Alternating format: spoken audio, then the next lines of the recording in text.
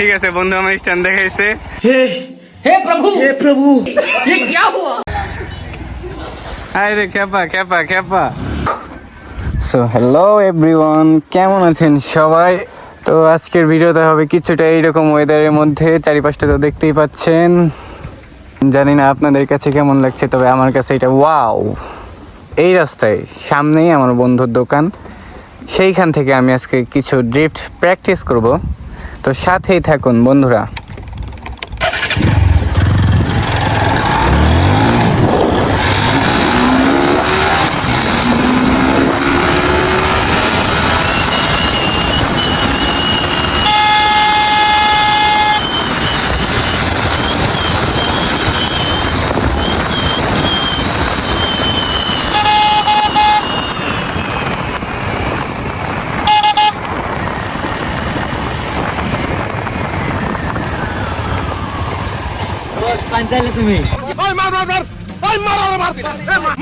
এই যে গাইস আপনারা দেখতেই পাচ্ছেন, পাশ থেকে এই যে পাগলা ঘোড়া দুইটা।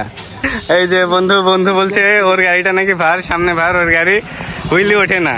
তো বন্ধু প্লিজ আমি একটা উঠাই।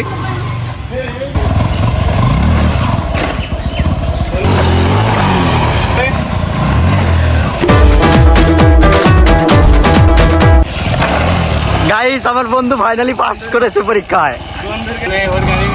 ওর গাড়ি ব্রেকটা আমার কন্ট্রোলে নাই, আর আমার গাড়িতে তো হইলে ওঠে না, জানি নেই। তো বন্ধুরা এই যে আমার বন্ধুর গাড়ি, এটার একটা বিশেষত্ব আছে, তা আপনাদেরকে এখন দেখাচ্ছি।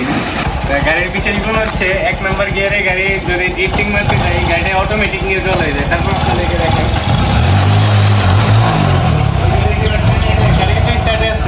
গাড়ি গিয়ারে ছিল, এটা বর্তমানে এখন মানে নিউট্রাল হয়ে গেছে অটোমেটিকলি। তারপরেও এই গাড়ির দ্বারা আপনাদেরকে ড্রিফটিং মেরে আমি দেখাবো।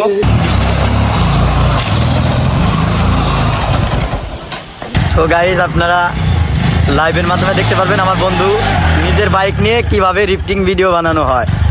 আমার বন্ধুরা আজাইরা পেছাল, আপনারা কানে নেন না। সো গাইস দেখেন আমার বন্ধু কিভাবে রিফটিং বানায় আর কিভাবে পড়ে। আমার গাড়ির একটু মানে চেন কিনে একটু সমস্যা হয়েছে, আপনারা মনে হয় শুনতে পাচ্ছেন। তারপরে ভিডিওর মধ্যে শোনা যাচ্ছে কিনা আমি শিওর না। ছোট করে দিলাম, লং ড্রিফটিং এর দিলাম।